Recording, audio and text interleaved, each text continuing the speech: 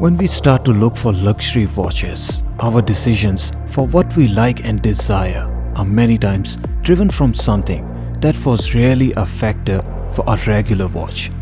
Sizes, aesthetics, dial symmetry, metal, and the list goes on. While comparing the function that the watch has to offer in itself can divide the opinions, especially when what you're considering is a chronograph watch for an option A and a diving watch for an option B. When you start to add up the factors of how they both wear and look on the wrist, how they are priced, what sizes are they offered in, what materials and dimensions they are made of, how they hold their value in future, and even the surface treatment on offer, and then align these attributes with your personal preferences, it apparently would make you think that your options are clear and so is your preference. But the interesting part in the watch world, and especially while you are in the enthusiast frame of mind, is that where logically one option weighs better than the other, aesthetically the other option takes the lead. What practically makes sense and ticks all the boxes is rarely where the heart falls and inclines to. And this is exactly where it's critical to know the minute details, to know exactly what you are getting.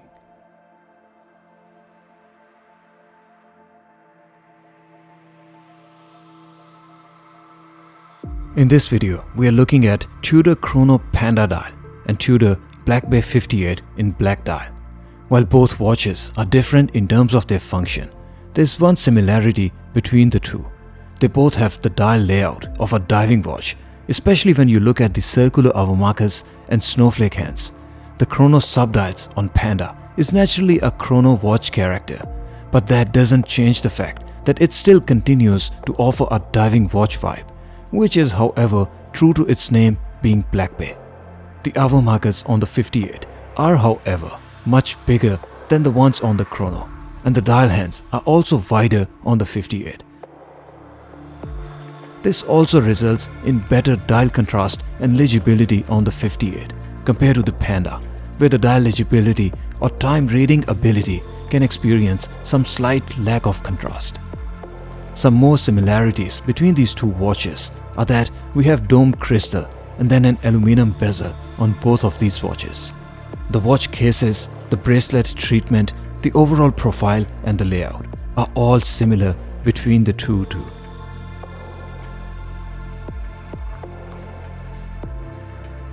Starting off with the differences in their sizes, the Blackbay 58 is naturally a 39mm watch and Tudor Chrono Panda is a 41mm watch. And while the difference of number would suggest you 2mm size difference, there's more to it that you can only understand when you break the numbers down to more specific dimensions. Speaking of the dimensions, the size of case measured at the outer extremity of the bezel on Panda is 41.6mm, and measuring the same on Blackbay 58, the size came out at 38.9mm.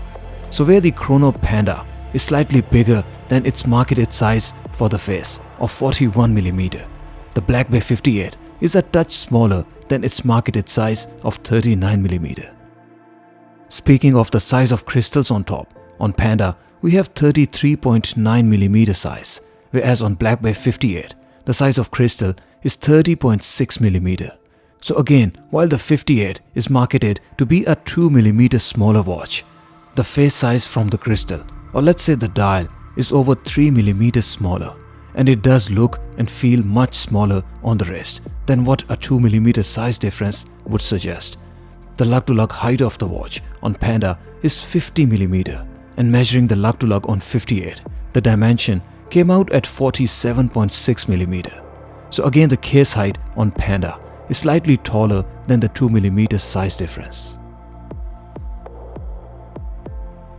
Aligned with 2mm size difference, the Panda comes with 2mm wider bracelet, and we have a 22mm width at lugs on the Panda and 20mm internal width between the lugs on 58.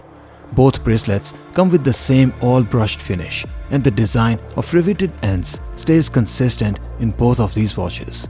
The difference in width is easily noticeable on both of these bracelets. the same difference of size continues onto the clasps on both of these watches. And both of these clasps also don't come with any extension link system, yet both have micro adjustments on offer, which can only be adjusted with the use of required tools. Size to 6.5 inches wrist, the Panda weighs at 173 grams, and size to the same wrist, the Blackbay 58 in steel bracelet weighs at 131 grams. That is, the Blackbay 58 is about 3/4 the weight of Tudor chrono. And on the wrist, not just you feel the size and the heft with the Panda, you do find the weight difference as noticeable, especially when you put it side by side with Blackbay 58.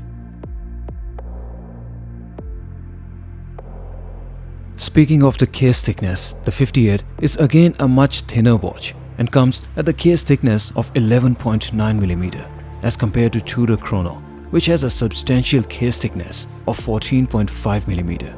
So while the chrono is already a larger watch of the two, when you consider the chunkiness from the case thickness, it is easily much more substantial on the wrist. The case profile, aesthetics and the surface treatment are all exactly the same in both of these watches.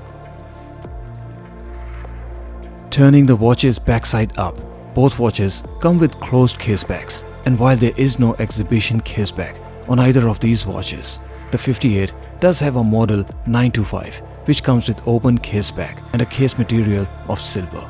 The 58 also comes with in-house and COSC certified movement, whereas the Panda comes with third-party movement, yet with COSC certification. Due to the pushes on chrono, you can also notice in this clip how much more substantial the Panda looks, although it is only 2 mm more in size in terms of their specifications. Putting the watches in the dark, both watches come with bright and beautiful lume. Where true to diving watch, the Blackbay 58 has fully diving functions on offer, with the seconds hand being lumed, and then also the bezel with the lume pip that can be used not only to time minutes but also the seconds. The Chrono Panda doesn't have enough lume to offer the chronograph functions. In fact, the seconds hand in the chrono is also not lumed, let aside the subdials. So we have on chrono only a two-hander watch in the dark with absolutely no lume in the bezel.